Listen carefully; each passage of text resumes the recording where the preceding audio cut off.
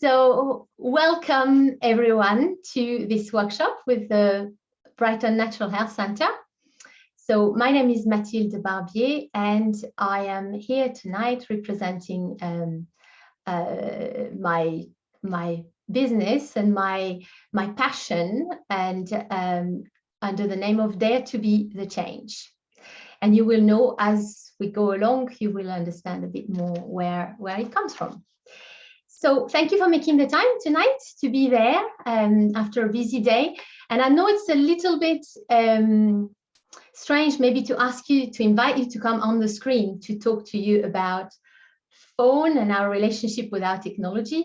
But that's one of the great things that technology offers, to be allowed to be able to connect from different places and wherever we are in the world. And that's fantastic. So tonight we're going to have the opportunity to observe and evaluate and reflect the relationship we have with our phone specifically. I kind of made an assumption that you all have mobile phones. If anyone doesn't, you please put your hand up, but you probably, if you don't have a mobile phone, you probably know someone else who does have one. And there might be a further assumption, which is having a smartphone with different applications. And the same, if it doesn't apply to you directly, I'm sure you know other people who do have one. So we're going to look at awareness. So the three pillars of Dare to Be the Change is to be aware, look at our self-care, and then of course there is a dare. We are here for an hour. We have about an hour. There will be an opportunity for questions. Do interact on the chat if you have any question or comments. That would be fantastic. If you have pen and paper near you, that would be really helpful too, to take some notes maybe, because I might ask you some questions that may give you some food for thought. And otherwise, there's always the opportunity of the recording later where you can replay the questions. So no panic there. And make sure you have a drink with you, a beverage of your choice. Have your feet up.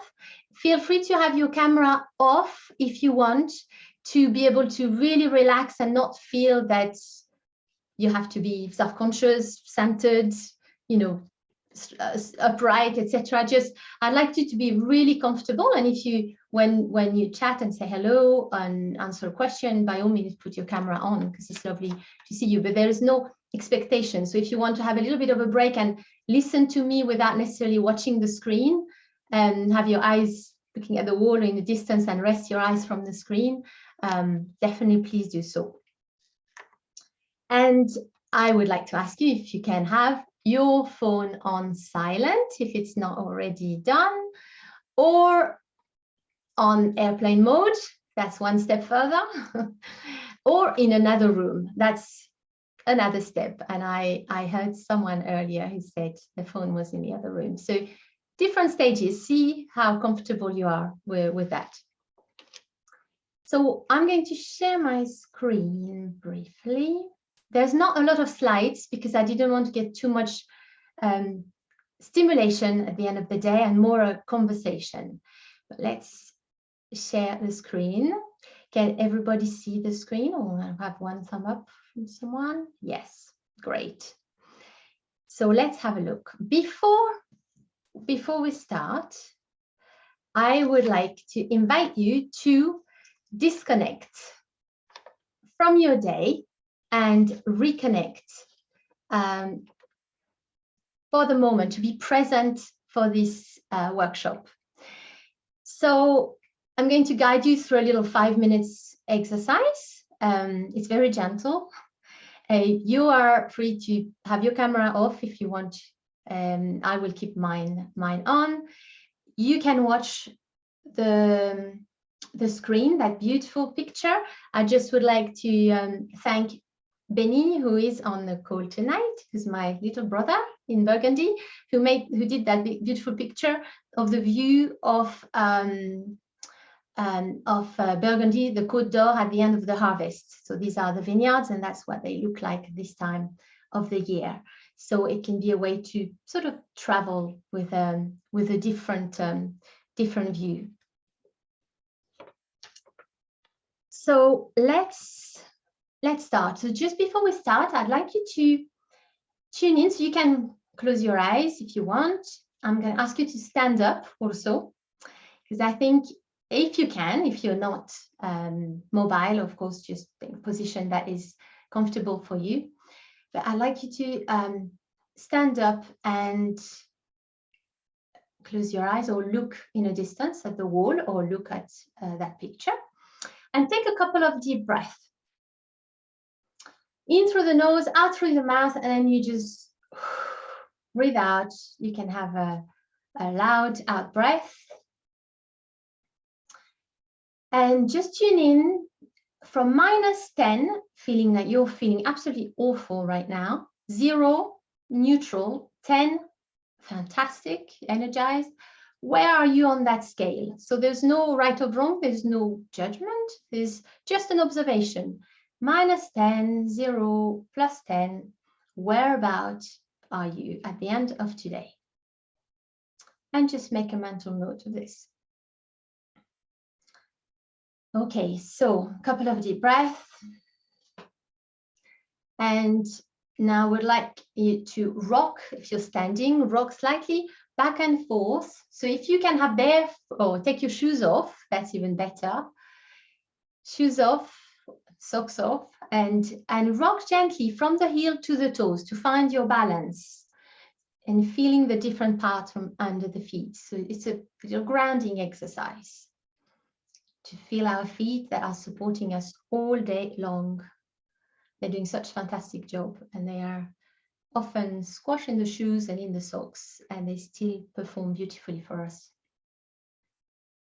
So back and forth, and then next time you get to the tip of your toes and down. So you can breathe in, tip of your toes, and back down as you breathe out. In, tip of your toes, and down. And next thing, if you have space, you can lift your arms up, breathe in, and out. So we're stretching in. And as you in, tip of your toes, look at the ceiling, stretch your fingers, feel your spine extending, and down. Now just roll your shoulders backwards. And forwards, and be aware of any clicking or cracking. And just feel, do they feel tight? Do they feel really loose and nice and comfy? Maybe you had a bath, maybe you're just back from work, you haven't had time to unwind. So roll your shoulders at the same time or separately. And squeeze your shoulders under your ears and relax. Squeeze under your ears and relax. Now with your right hand, reach your left shoulder across your front of your body and massage your left shoulder. So really feel the muscles in your shoulder. Are they tense? Do you want to press a little bit more? Do you want to be really gentle? So we just want to be kind to ourselves. And then go down the arm and relax and shake your hands. Then now bring your left hand to your right shoulder and massage your shoulder. And just notice, is it tighter? Is it smoother, softer? Is it higher? And good, give it a good squeeze to get some blood flow. And down your arm, and then shake your hands.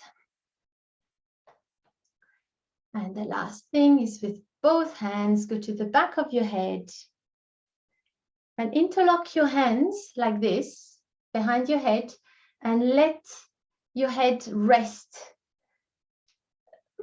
on your hand like this. And just tilt your head back and look up gently. Don't force anything, but just gently lift your head up. And relax in your hands.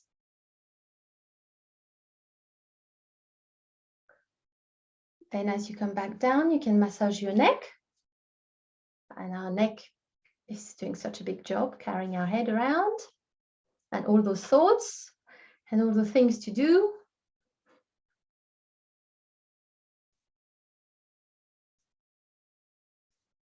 And shake your hands, shake your legs. Take a couple of deep breaths. Whew. And let's come back. Thank you. Just going to stop the sharing for a moment.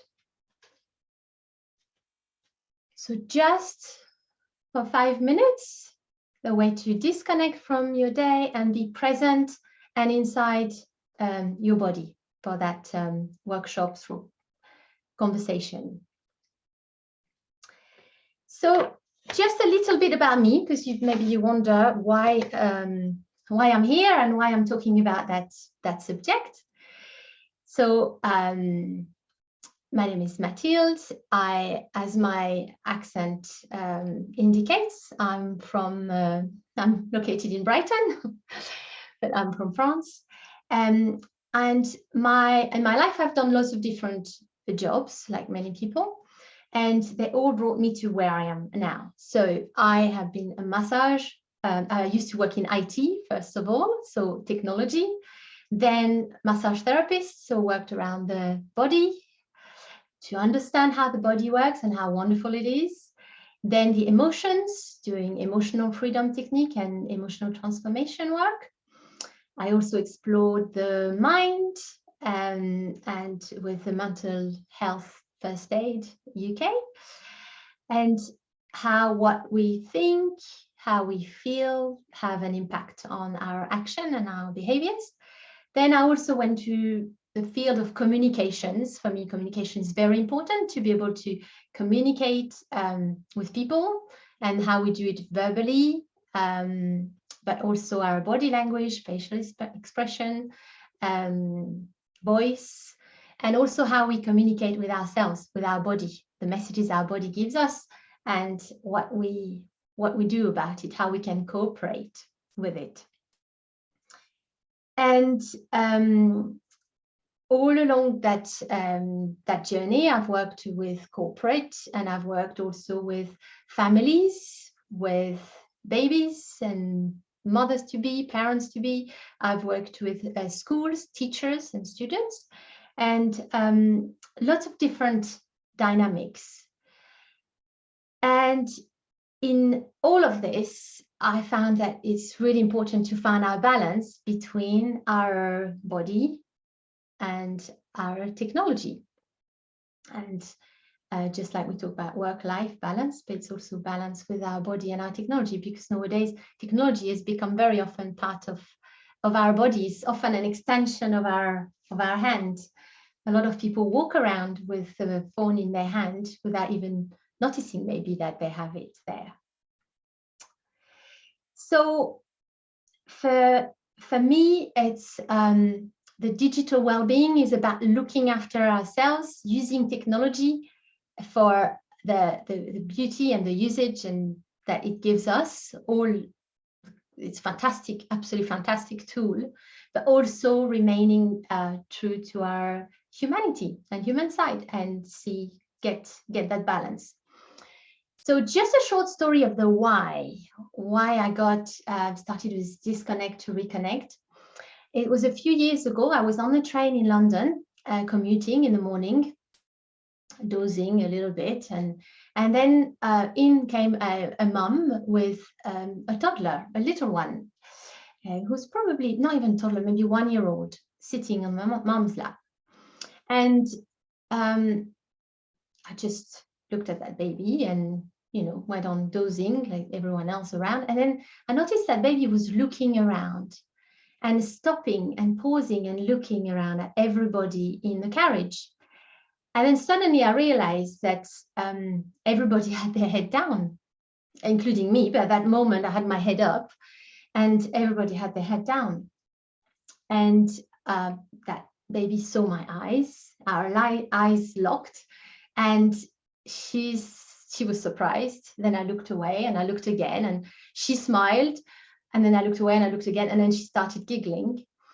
And during that process, it was really interesting because as she was looking around, so for a good 5 minutes, everybody had their head down, and it was all phones, tablets, and maybe a couple of paper books.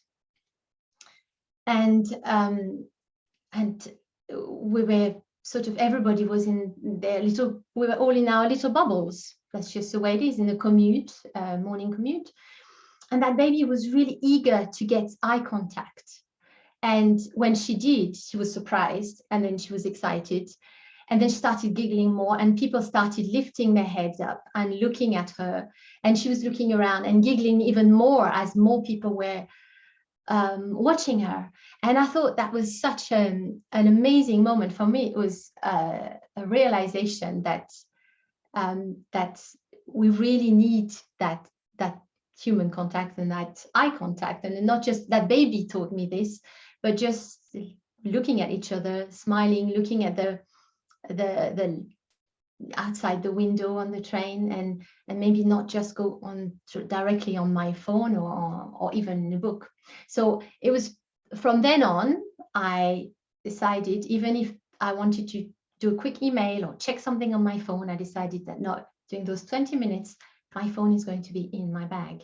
And from then on, I thought it was really important to start sharing that message and find other people who would like to explore how we can get better control with our better control of that tool, rather than having the tool controlling us. So we're going to look at 3 steps, as I mentioned before: the aware, self-care, and dare. And for this, now I said it was a conversation, so I'm going to also ask you to participate, and I'll ask you some question, and just would like to hear people's experiences there. So I'm just going to look quickly at the chat. So don't hesitate to add notes in the chat if you want to. So aware. Being aware of our technology, there's so much to talk about, because it could be the impact technology has on our mental health, on our body, on our relationship, on our work, on our productivity, on our social life, on our family life. So we could go on for a whole day or a whole weekend of workshop. But for tonight, I've chosen just to look at the body. And 3 points. The first is the physiology, the feelings and emotions, and our memory. So for the physiology, what do you think of this? Have you seen a lot of people sitting like this or standing like this, looking at their phone in their hand? And what does it look like from here? We have that curvature there on the neck, on the back. And if we're sitting, it might be even worse. Or maybe not sometimes. Some people have devices, ergonomic devices, to hold their phone in place, etc. So, but just to bring awareness on our posture when we are using our phone. And the second point, posture, and the second one I would like to bring attention to is our eyesight. And it's been forecasted that by 2050, about half of the world would be short-sighted, experiencing a level of short-sightedness. So, and it's not surprising because when we have our phones, very often they get quite close and we use them like this. Oh, young generation, they use 2 fingers and some just one. But so it's really important to have that awareness of what can happen with our eyesight and our posture, and a lot of issues around neck ache, backache, problems with the hips can be also linked to the way we use our phones. So let me ask you now, so you've got to be ready to jump on the chat or put your hand up or take your camera off and share. How does the way you use your phone fit with your body, with your health? Has it got a good impact or not so good? Or maybe you had never noticed before. So your neck hurts just thinking about it, Charlie. Okay. Helen as well. Yes, our neck. And we do that. Very dry eyes. Thank you, Kim. Yes, and it is a good point too, because of the screens. And in the evening as well, if we can have a screen that is got that red light to reduce blue light. We have pain in hands and fingers, eye strain. I'm at uni and having to do loads more on screens. Yes, thank you. Neck and shoulder, so that's one. Eyes are dry, yes, quite often lying down. And it's not always the greatest position. Okay, and dim light. So it's important to think about the light as well that we can have on that screen. Close to face in bed sometimes. Yes, because when we're lying down in bed and having it, some people fall asleep with the bed, with the phone right to their face. Very tired eyes, wired brain. Irritation and stress in my body, dry eyes. Yes. Fantastic. And somebody said they turn it off at night and it doesn't come into the bedroom. Thank you for that tip. And we will look into that later. So that first point about the awareness, physiology, being really aware of our posture and our eyesight. So when you think about self-care for the physiology, what could be done? What are your tips? So we had someone saying turn it off at night. What else could we do? What do you think you could do to get a better, do something about the posture and the eyes? What do you think? Any thoughts about self-care, what we can change to align our body and technology? Get a phone stand. Yes, that's a good point. I've got one here. I don't have my phone in it because my phone is in another room right now, but yes, a phone stand. So you sit your phone on it.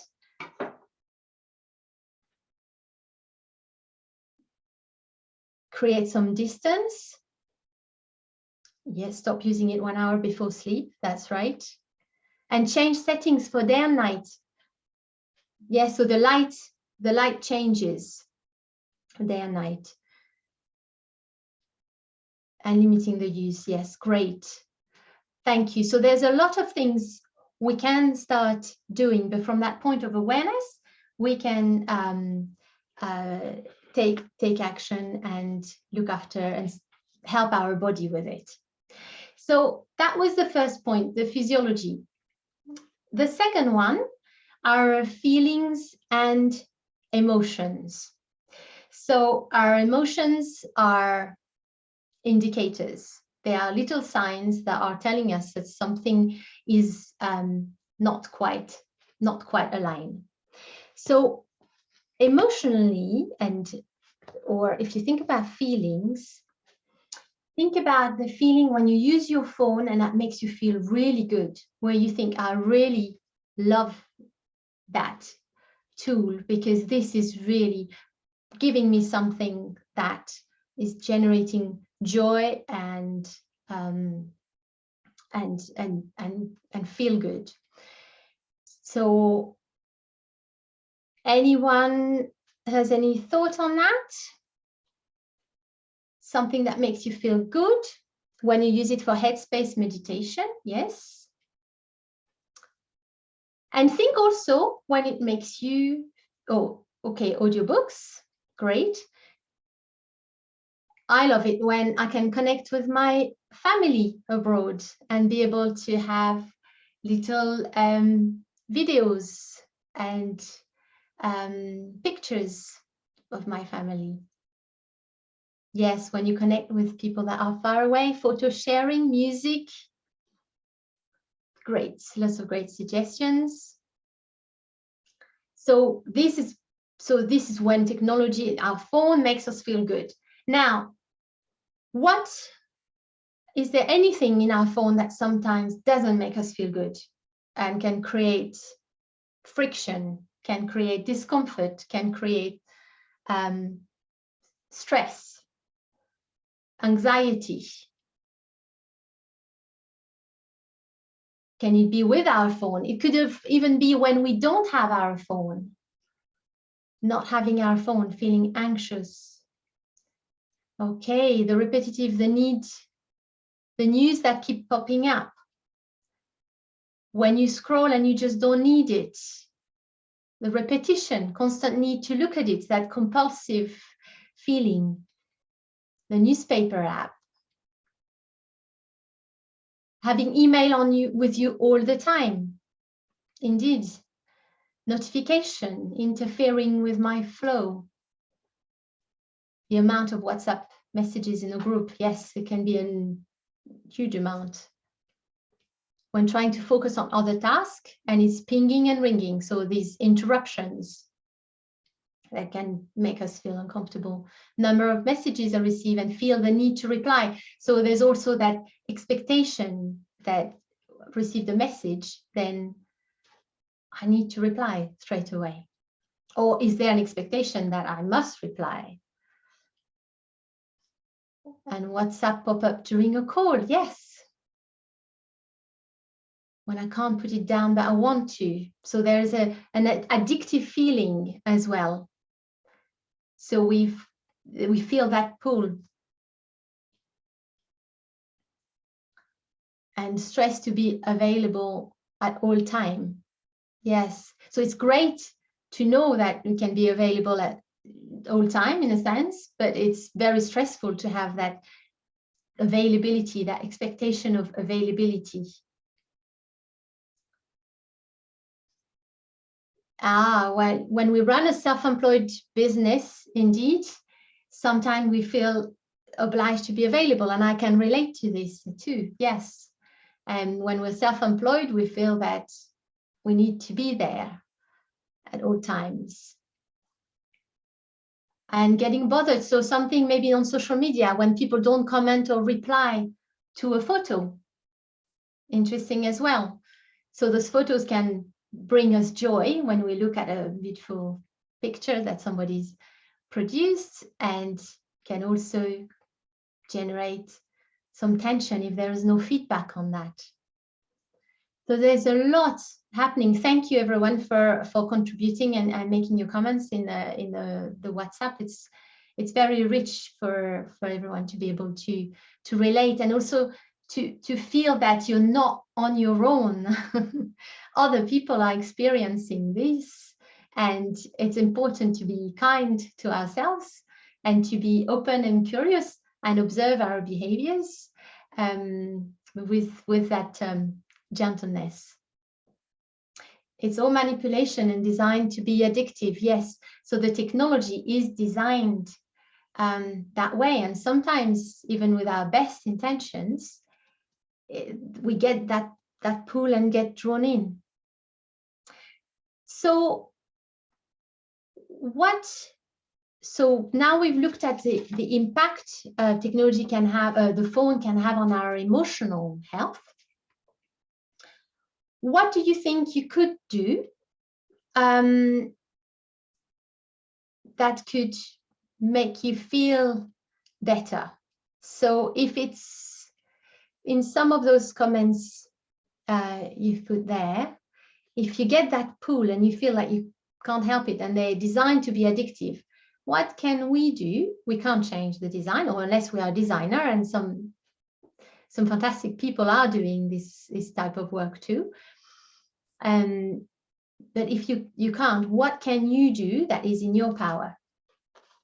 What can you do that can help you shift how you feel about your phone or after using your phone?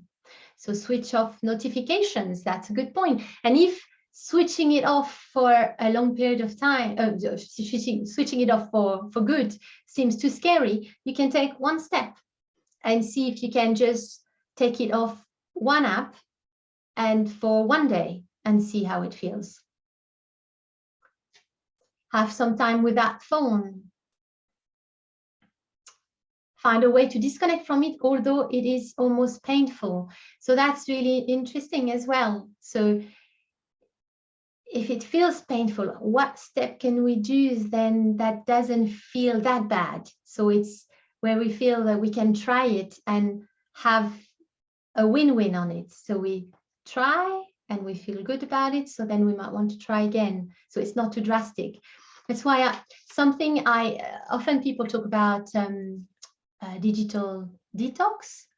And when I talk about disconnect to reconnect, there is a thought that it could be a detox, full on, go cold turkey on it, on using the phone.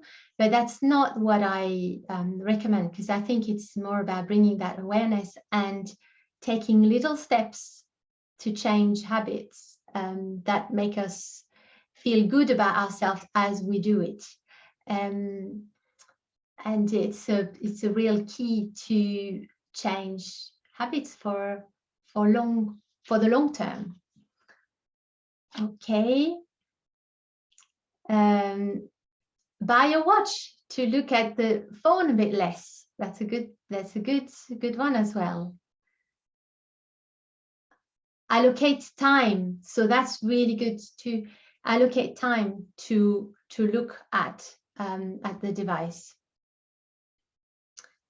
Great. So we have a lot of tips from each other there.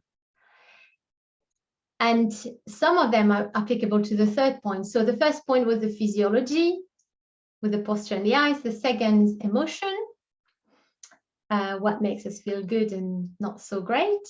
And the third is the memory, our brain, how our body responds to the stimulation in terms of that technology, in terms of our memory. So a very short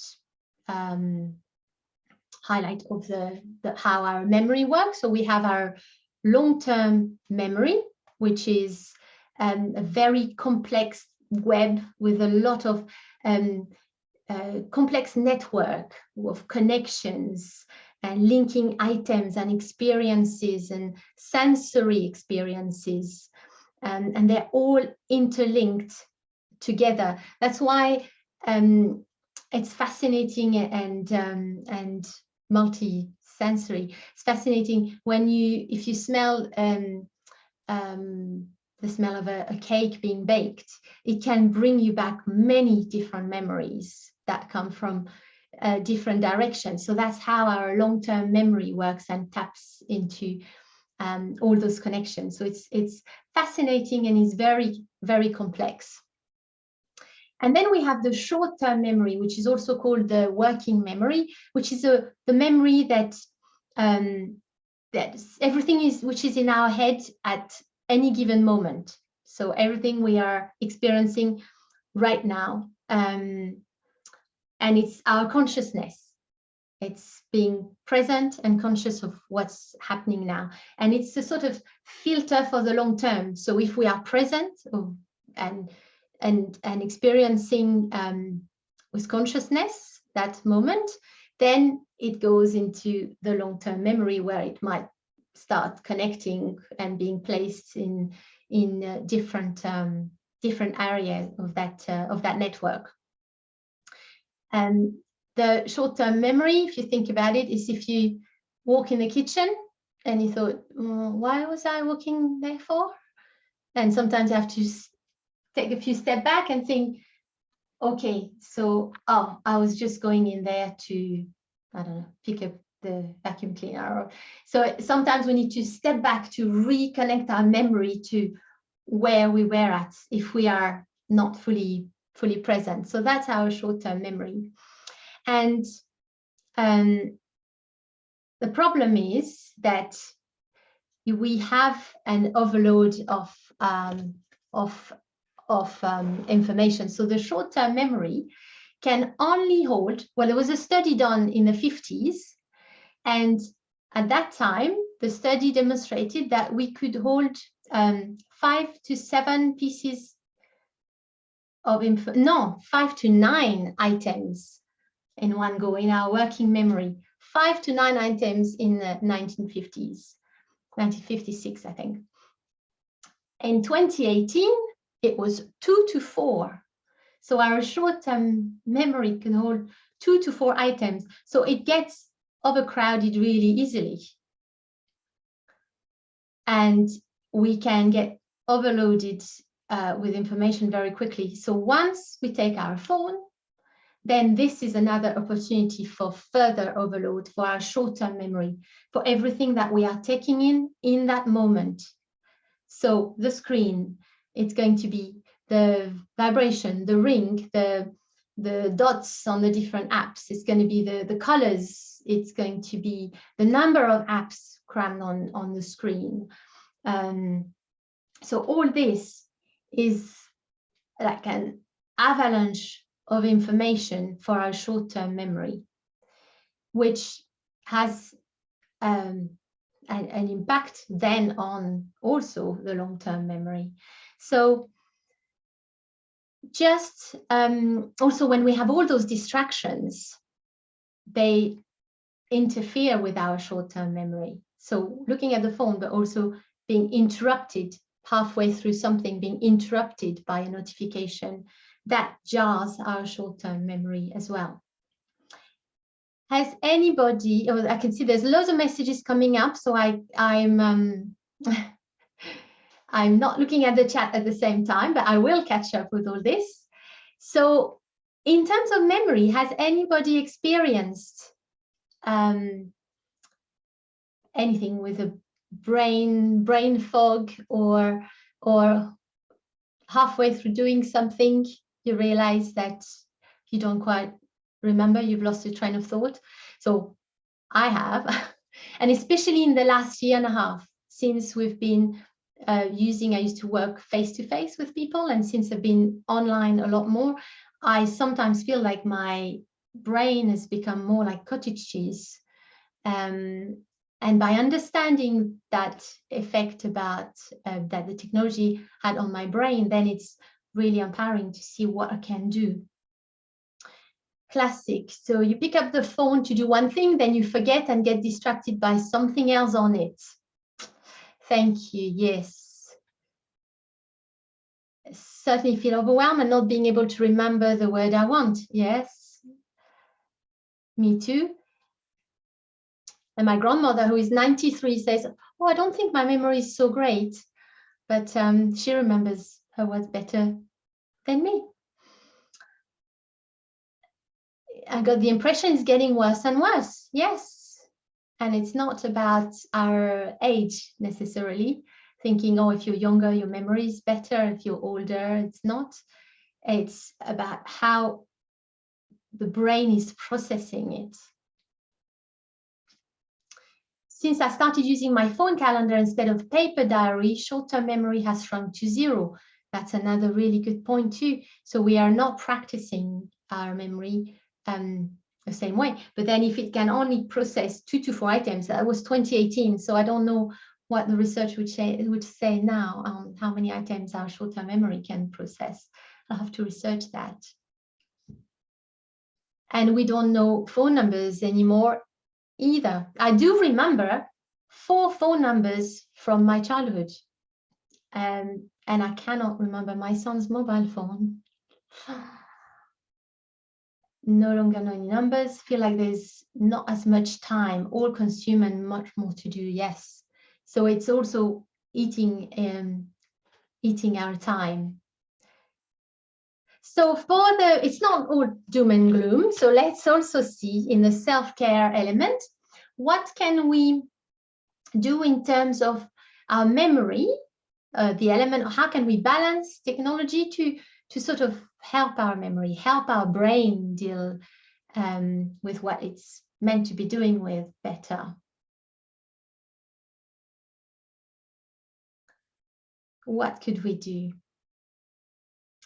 I can say you can do some movement and pause, like the little 5-minute exercise we did at the beginning, just by, while when you stop using your phone, do a little break, massage your neck, move, do some breathing, shaking, bring some blood flow and oxygen to your brain. That's a good way. Meditation for focus, yes. Great.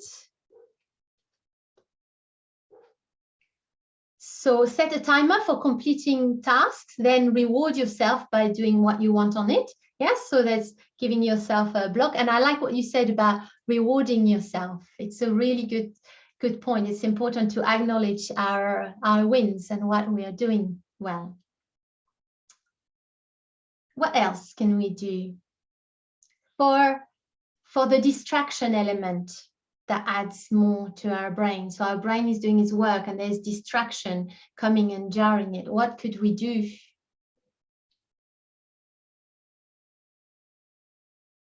I like that, print photograph to do real photo albums and look at it on paper. Remove unwanted apps. Yes, so it's a good point. Taking off some apps, having a look at which ones don't bring you joy, which one stress you out, and see if you can use these functionalities on your desktop. So you have to log on and you have to open your computer. So sometimes we can have better boundaries with computer. That would be for another subject. But yeah, taking off some apps from the phone or not having them on the front screen if it's too much, if it's a step too big to take them off. No sounds on the mobile. Yes, so taking off some notifications, that we had mentioned that a little bit earlier as well. And the separation, it's really important, the separation from the phone. And research has shown that it was indicating that the presence of the phone with us has an effect on our cognitive ability.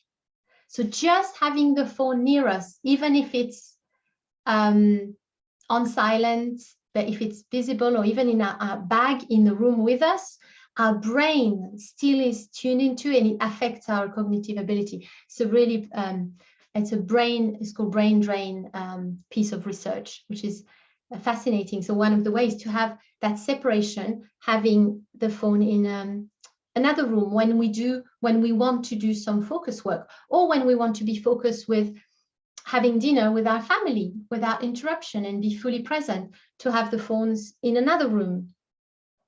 So it doesn't have to be a big drastic, but just little by little, choose some moments. Have conversation with your friends about expectations around messaging. Everyone is different and you might feel less guilty about not replying instantly and such. Really important. Thank you. Yes, to have a conversation and say, well, this is how I operate and this is what is important to me and how does it work for you, and have a human conversation. But a phone conversation or face-to-face, don't have that conversation in typing up on the message, preferably. Take time out from social media. Yes, if it doesn't make you feel good to be on social media, look at taking time out. So interesting, I use Instagram on desktop only and it's very design unfriendly. Also, I need to enter my password every time. So that creates frictions. It's very, very good point. So we are putting little obstacles. So we're making it a little less easy. So if you want to access Instagram and you know it's going to be on your browser, on your computer, you've got that step, reaching out to your computer, opening it, get on the browser, put your sign on. So it's a few more steps, and you might think, okay, do I really want to do this right now? And you might want to because you have a specific objective with it. But if not, then perhaps later. And it's really good way to put little breaks for obstacle for separation, for the separation. I find I'm not 100% present if my phone is around. Yes, and it's something we can't help it. It's not even a conscious thing. It's really it's an unconscious brain drain behavior. I waste a lot of time just looking for my phone. So putting it in the same place would be a good idea. Yes, that's happened to me, and because I put it on silent, I can't even call it to find it. Okay, great. I like to try going for a walk and leave it behind. Yes, so that's another really good good point, is to look at, and that's for the eyes, for the section on physiology as well, to look at nature or wherever we're going just directly, not through the lens of our phone as well, because we tend to want to take photographs and bring memories, but we sometimes forget to just embrace and get nature straight through our eyes. Great.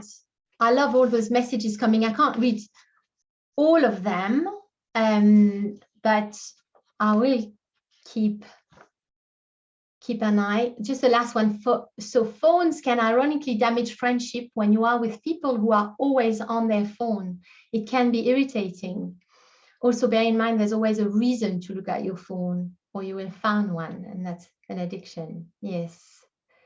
And it's interesting to Sam having conversation with people and say, actually, I feel uncomfortable if we are together and you're looking at your phone at the same time. And it's an opportunity to have those conversations, those open-hearted conversations, and very simply, without letting that irritation get in the way, and maybe have the conversation before we feel that that feeling. I just realized, so now what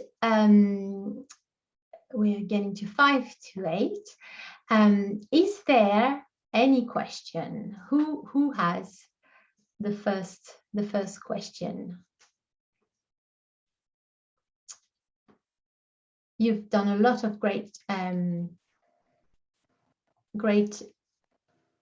sharing. Would you say, have you got, if somebody was going to just start somewhere, what do you feel that there's something that is particularly more powerful, a good starting place? Because there's so many things there. I know it's personal, but is there anything that is really effective? So a good starting place to probably break the habit of distraction all the time. What would you recommend? Out the room, or would you recommend, is there something that people have found particularly useful, do you think? That, I know it's all individual, but okay, so yes, it's all individual, but I think one from the research, having that separation, so not seeing it when you want to do some to be focused, if not seeing your phone or not having it nearby puts you in a state of anxiety, then it's not going to be beneficial thing to do. So it's taking a step and having it outside the room or in a box, but with that brain drain study, it would invite us to have it outside the room for that moment when and test our focus and our productivity. So it's a good thing to try out. So questions. Did you find solution for yourself? I am practicing. I'm the first one practicing over and over again, and I'm the first one failing with some of them too. Yes, I'm not a big social media user, but I did find myself spending a lot of time on our communication apps like WhatsApp or Signal, communicating a lot more with family, friends, and maybe more in writing or with audio messages than speaking to people directly. So yeah, so I do work on all those different options. And yes, I did find some solution for myself, and I share them in a little 7 days course, an online course, and I've created, which is 7 days to rethink your relationship with your phone. So I share the different steps over 7 days of little actions to take every day from my own experience, and each one is there's a little story on where it comes from. Do you know how much effect of excessive phone use on children? Oh, there is some research around that, quite a lot around the eyesight as well, the drive to want to look at the screen. I think if we think in terms of the memory, how we are building our long-term memory through our short-term memory, and that children being or young children being looking at devices and at their phone, at a phone or iPad, but today is about the phone, is overloading that short-term memory, and which will probably have an impact on the long-term one.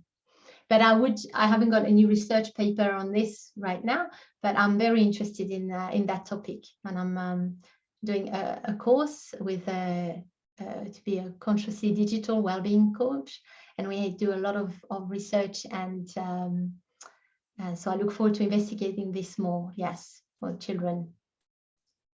Definitely for teenagers using social media, and there's a lot of usage for them. There's a lot of questions. When I start a long WhatsApp message exchange, I ask to move on phone call. Very good point. Yes. And if there's too many messages back and forth, then we think, okay, we could sort this out in just a quick conversation instead of an exchange of messages lengthy. How can people access your course, Mathilde? Yes, thank you, Charlie. So it's on my website. There's a slide that I've decided to not really use too many slides today. So it's on my website, which is www.daretobethechange.today. And on the website, you will find a link for the online course. And there is actually, if you go on the link for the online course, when you're on the sort of signing page, at the bottom, you have a preview of a welcome page and a little audio message. So what to do next? We can, yes, so there's that 7 days course. I also do one-to-one sessions to support people to really establish different habits and to be able to discuss, think about plans, find solutions, and getting some accountability and support along the way. And then also on the website, you will find, I'll put bottom of the homepage on the slide. At the bottom of the homepage, you can sign up to the newsletter. So once a month, you get the DARE, of the month. And you also be able to download the 5 minutes little audio exercise which is similar to the one I did at the beginning today. So you can download it and listen to it offline.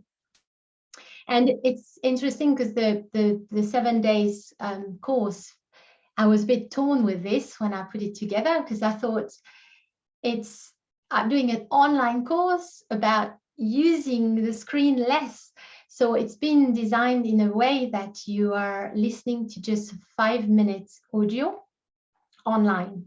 After that, you can be offline for the rest. There's some worksheet to download that you can print and you can do offline without the screen. And so it's only 5 minutes a day of the audio online to limit the amount of screen exposure. I can see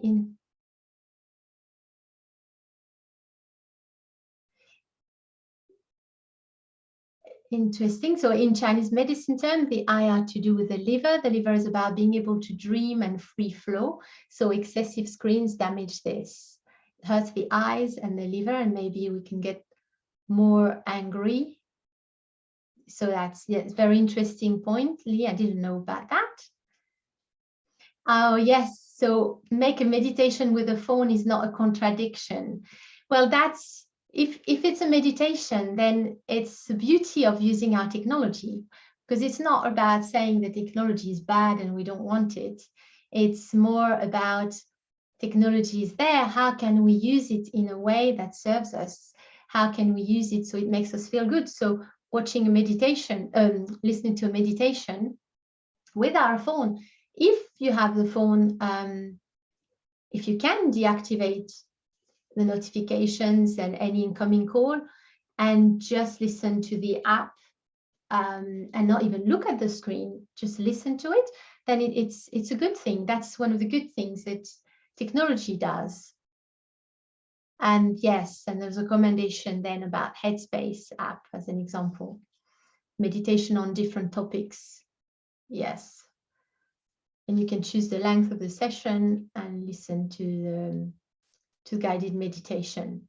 So there are lots of different different options on how we can use technology in a great way. So now that's the dare. So we went through the aware and self-care, and now the dare. So what is your dare? What is the one thing you're going to do? One thing after this call tonight that you are going to consider putting in place and applying from tonight or from tomorrow. One thing, and just please enter it in the chat. That's the time for the dare.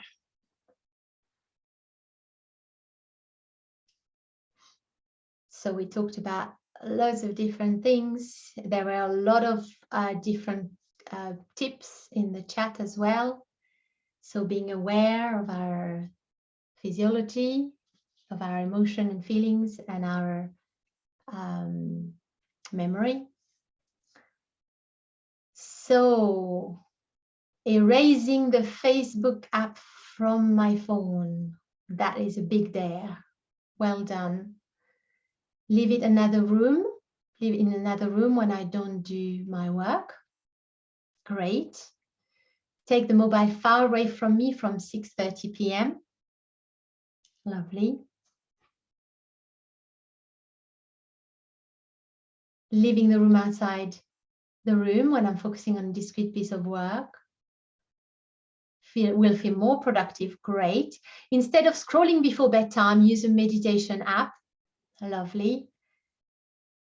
Try to put it somewhere else when I have to study so I don't keep looking at it. So take away the temptation. Yes. Try and leave it in another room. No phone in the bedroom. And if you're not sure what you want to do, then maybe take on one of the other tips that were given and shared. Try to have a set time to respond to messages rather than feel like you should always answer. That's a very good point. And block some time away from the phone. put it on silent or switch it off completely for an hour during the afternoon. Try to go out more often for a walk without the phone. Yes. And just enjoy the nature without the phone. It might feel strange initially. It did with me as well, but I enjoy it more and more now. Try not to let it out to pass time. Yes, for example, at the bus stop, waiting, like smoking. Yes, using the phone is the new smoking. Yes. So, and it's a good point. So when you're at the bus stop or waiting somewhere, what else can we do? We can look around and maybe interact and see someone else, have a little chat with someone else waiting for the bus with us, or just a smile, or getting our human connection. By all means, have the phone because it's helpful with the bus timetable. That's one of the great things. But then, yes, interact with people around.